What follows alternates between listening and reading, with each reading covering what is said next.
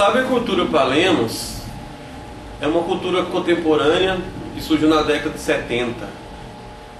Na atualidade, isso ganhou um foco político e um foco nas comunicações, que essas ferramentas digitais são simplesmente ferramentas, desse mundo contemporâneo que nós vivemos. Palácio trata dessa questão da cultura digital, ele traz até uma nomenclatura que diz o seguinte, que a cultura digital é uma nomenclatura para separar a cultura mais antiga, a cultura do passado. Então a cultura de hoje as pessoas chamam de cybercultura ou cultura digital. E ele também diz que isso aos poucos isso vai se perder, essa nomenclatura de cultura digital, cybercultura, logo vai deixar de existir e as pessoas vão tratar como uma cultura natural da atualidade. Então Santiela trata a cultura digital como um meio, Então não um fim, ela é um meio, ela é uma ferramenta onde as pessoas podem estar utilizando ao seu serviço, e ela é simplesmente um processo que foi emergendo de outras culturas, como por exemplo a cultura oral, a cultura escrita. Taz fala justamente de como as pessoas tratam essa cultura, Então tem as pessoas que superestimam, esse mundo tecnológico de hoje. Já tem outras pessoas que subestimam a tecnologia, E ele pontua, que a gente tem que ter esse equilíbrio, não superestimar, mas também não subestimar demais esse mundo digital, porque é um mundo um pouco inquieto ainda, um mundo que está em pleno processo, e nós temos que aprender a lidar com isso, Não abusar muito e também não temer, a esse mundo. Então, concluindo essa questão, a gente percebe que os quatro pensadores, eles tratam a cybercultura como uma coisa natural, uma coisa que faz parte da cultura contemporânea, que é mais uma ferramenta, do ser humano, como várias ferramentas que o ser humano foi construindo ao longo da sua existência, e que esses nomes, essas nomenclaturas são uma série de modismo, que isso sempre teve e que vai passar também.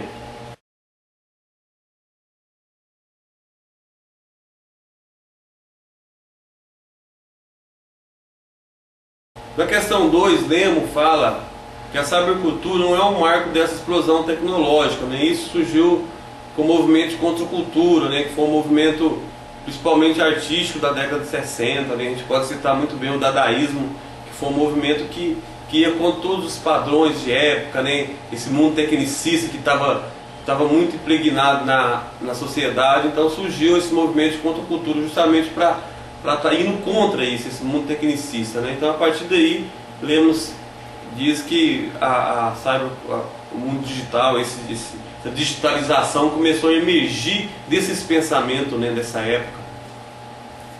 Com essas ideias de Lemos, percebemos que Taz tinha realmente razão, pois ele nos faz alertar dessa superestimação e subestimação dessa cultura digital. Que não houve essa explosão tecnológica, isso veio acontecendo desde metade do século passado, apenas não estava ao alcance da massificação como está hoje, Qualquer pessoa hoje pode ter um telefone celular de última geração, Podemos estar gravando, como está sendo gravado agora isso aqui, no formato digital, já direto com HD, já não tem uma fita VHS mais. Então, essa massificação desses meios tecnológicos, eles explodiram provavelmente mais, assim, já no final do século XX, início do século XXI, E hoje até uma criança tem esses equipamentos às suas mãos. Então essa tecnologia, como afirma Santiela, serve de suporte, É um suporte. O que eu estou fazendo aqui agora é utilizando de um suporte, para o meio que é essa pós-graduação. Então, não estou nem um pouco apaixonado por esse suporte, por essa câmera. Ela está apenas servindo aqui para mim como uma ferramenta que eu estou utilizando para estar postando esse exercício, Uma coisa muito, muito simples, Que hoje, como foi citado no texto, hoje a meninada hoje tem essa facilidade, Hoje qualquer pessoa tem essa facilidade. A gente que ainda está um pouco antigo em relação aos meios tecnológicos, mas dentro das escolas a gente percebe isso, essa coisa, esse uso corriqueiro, né? E só que se tornou um pouco assim, as pessoas não se desprendem também, né? Muitas pessoas acabou ficando à mercê desses meios tecnológicos e ficou dependente, né? Como já vi várias reportagens, existe agora até especialistas, né, nesse assunto da questão da tecnologia, o vício da tecnologia, né? Já se fala disso hoje, não é só o vício por drogas, por álcool, mas tem esse vício da utilização dessa tecnologia.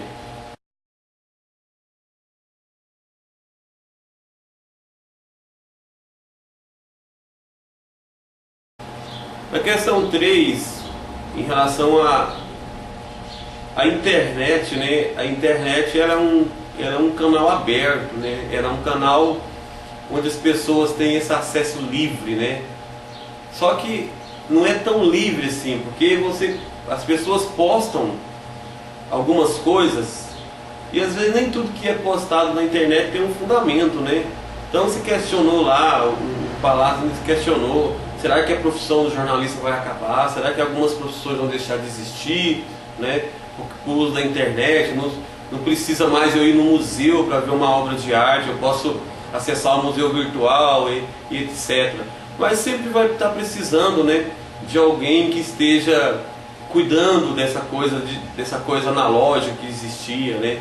Sempre vai precisar de alguém que esteja analisando até mesmo o que é colocado dentro da internet, porque nem tudo que está na internet é bom, nem tudo que está na internet é válido, né? Tem muitas coisas que são coisas corriqueiras e a gente tem que estar utilizando esse filtro, né? A gente tem que filtrar essa coisa que foi o que Taz disse no texto anterior sobre a questão do discernimento, né? Temos que ter discernimento para procurar aquilo que realmente vai ser útil para a nossa vida, aquilo que vai ser útil porque a gente está almejando, né? A gente não pode sair pegando tudo sem fazer um filtro e achar que tudo ali está certo, né? Já foi mais que provado que a internet tem muitas coisas que são colocadas que são realmente coisas sem fundamento, né? No meio acadêmico isso não pode ser feito, não podemos sair pegando tudo que está na internet, né? A gente tem que estar procurando os textos de artigos, os textos mais sérios, né? Não posso estar colecionando essa série de textos, ou como os meninos fazem na escola, copia e cola, né? Muitas vezes nem faz uma leitura do que está sendo utilizado, né? Às vezes até se confunde um assunto com o outro, mas não estão nem aí, porque não tem condição de fazer esse filtro, né? Não tem essa experiência, esse exercício de filtrar. É um exercício, né? Filtrar o que está na internet realmente é um exercício, né? Primeiro você tem que ter tempo para poder navegar, para poder pesquisar as coisas que realmente valem a pena, e depois que você pesquisar, você sair pegando aquilo que tem mais fundamentação. É interessante nessa discussão é que a internet ela é muito válida porque é a primeira vez, né, como o Palácio afirma, é a primeira vez que um sistema de comunicação oferece para você ao mesmo tempo a possibilidade de produzir e circular. Mas ninguém circula ainda ele fala, ninguém circula nada, só disponibiliza, né? Porque você põe lá. Você não sabe quem que vai acessar, se isso vai ser acessado, né? Se um blog, por exemplo, se esse blog vai ser solicitado, se não, né? Mas aí ele continua dizendo que a internet é uma mídia de acesso e não de difusão, né? O que quer dizer isso? Você não difunde, você disponibiliza e as pessoas acessam, né? Então aí ele fala que ele prefere chamar a internet de ambiente de comunicação.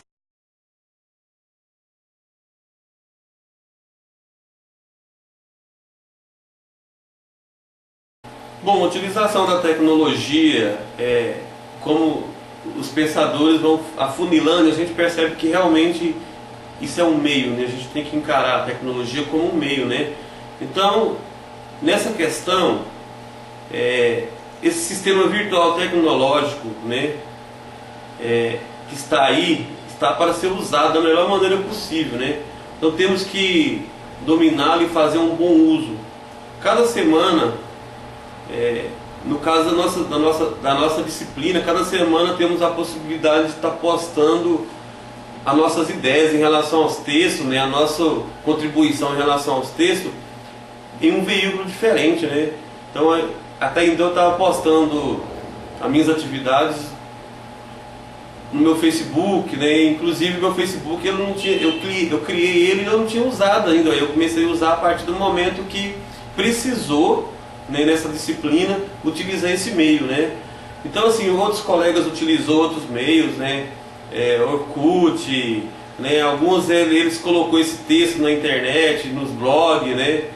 Então acabou indo para uma listagem de texto que discute esse assunto desse mundo digital. E eu acho que essa semana, esse desafio da gente estar fazendo esse vídeo, que foi realmente um desafio, porque eu já tenho experiência com criação de vídeo, mas nunca eu tinha feito um trabalho desse acadêmico, de postar um exercício meu através de vídeo. Então fiquei até um pouco receoso, mas quando comecei a interagir como é orientado pela professora, para a gente interagir com os colegas, então eu percebi que o meu grupo, ele estava assim como eu, meio retraído, talvez com receio de fazer, de ser criticado.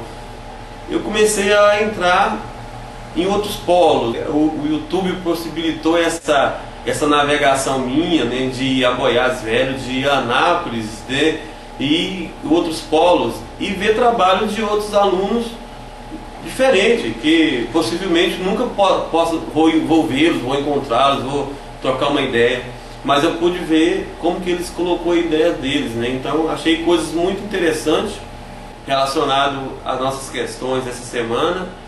Até indiquei para os colegas que vissem os vídeos, porque assim, são várias possibilidades para você criar um vídeo, né? Você pode criar um vídeo slide, você pode criar um vídeo filmado, né? Então assim, você vai responder as questões de várias maneiras, né? Então essa possibilidade é muito boa. Apesar que a orientação da nossa professora que tivesse filmagem para ter essa questão dessa ligação, né, entre nós. Então foi muito interessante essa semana, inclusive pesquisando nos vídeos sobre cybercultura, tive a curiosidade de ver as ideias de Pierre Levy, né? Realmente umas ideias muito boas dentro desse tema nosso, né? Tem alguns vídeos dele, tem alguns vídeos feitos por alunos da Universidade do Rio de Janeiro, que está postado lá, que é sobre essa ideia, né, do que é a cybercultura, nessa visão dele, né? Então é até interessante, porque já a gente sai já saímos aqui do nosso estado para ver vídeo, vi vídeo do Rio, né?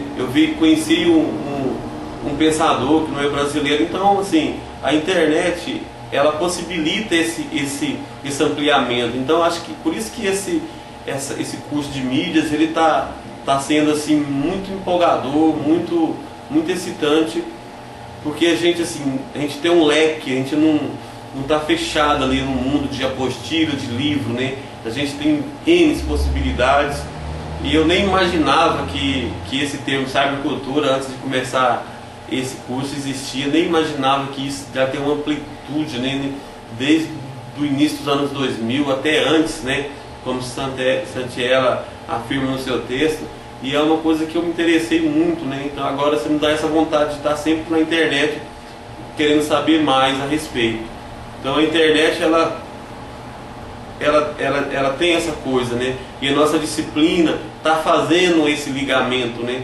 Sabendo aproveitar a utilização dessas mídias. E está certinho, porque nós estamos aprendendo, como eu citei no último exercício, nós estamos aprendendo na prática. E isso é bom, né? Porque é teoria aliada à questão da prática, né? Quantas pessoas não têm dificuldade da utilização do meio tecnológico?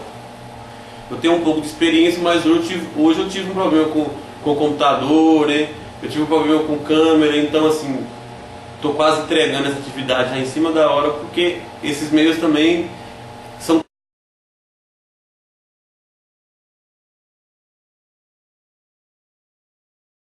O hipertexto, né? A gente que é professor, a gente pede muitos trabalhos, eu mesmo peço muitos trabalhos de pesquisa. Na minha área não tem livro, então o material didático eu recorro muito à questão da internet, né? Então, quando você vai pesquisar alguma coisa, um assunto, por exemplo, na minha área, eu peço lá para pesquisar sobre o movimento moderno, né, da Europa. Quando o aluno digita lá essa palavra-chave, modernismo, né, europeu, ali vai vir um texto, modernismo europeu, e dentro daquele texto vai vir vários segmentos que estão ligados ao modernismo europeu, como por exemplo os movimentos fauvismo, dadaísmo, expressionismo, né? Então são a pop art, então são outras ideias que vão seguindo. Então o hipertexto não lineares, eles são assim: você pega uma ideia, né, acessa aquela ideia e você vai desencadeando uma outra ideia, como por exemplo, se eu mandei o aluno pesquisar modernismo, né, aí ele se deparou com o fauvismo, que é o movimento modernismo, mas que lá tem o nome de uma cidade europeia onde viveu o artista tal. Então, quer dizer, se ele interessar pela aquele nome da cidade e clicar no ícone, ele vai ter acesso às informações daquela cidade. Então, isso, o que é isso? É um hipertexto não linear. Então, não há, vai fugir do assunto. Nós estávamos falando de modernismo e ele foi para um campo onde vai estar falando sobre a cidade, né? Então, bom, já o hipertexto lineares, ele é aquele exemplo primeiro que eu citei, né? Você tem uma ideia e você vai acessando aquela ideia e se aprofundando, né? Mas não vai fugir do foco, como o exemplo que eu citei, que é o modernismo. Você não vai fugir desse, dando essas semanas a cybercultura, a cultura digital. Então, são N possibilidades de utilização dessas mídias, e cada aluno ele põe sua contribuição, né? Faz sua contribuição da forma que ele entende, da forma que ele quer usar as palavras, mas todos os materiais colocados na internet sobre esse assunto tem uma ligação, né, com a raiz, que é trabalhar o que é a cybercultura, a cultura digital, né? E a gente fez isso também lendo os textos que nós lemos, né? São escritores, né, comunicadores, jornalistas, né, sociólogos, mas cada um da sua forma, falando a mesma coisa, né? Então, quer dizer, isso é uma forma de hipertexto linear. Então, isso foi feito no nosso trabalho. Isso é interessante porque, se alguém quiser acessar o nosso trabalho, está disponível na internet as questões, né? Minhas questões estão lá no meu Facebook, né? O meu vídeo está postado no YouTube. Então, isso é uma forma um pouco parecido com o hipertexto, a nossa disciplina. Bom, espero que eu tenha conseguido responder as questões, né? Realmente há um pouco de nervosismo, você lê os textos e parece que a coisa flui, e quando você fica diante desse mundo aí tecnológico digital, escapa um pouco as ideias, mas eu creio que é mais ou menos isso que foi pedido no exercício. E eu acho que o que fundamenta mesmo esse exercício é essa coragem de você estar utilizando esses meios, né, tecnológicos, do qual a gente leu e foi discutido nesses textos durante essas 3 semanas. Então, obrigado a todos vocês, né, até a semana que vem.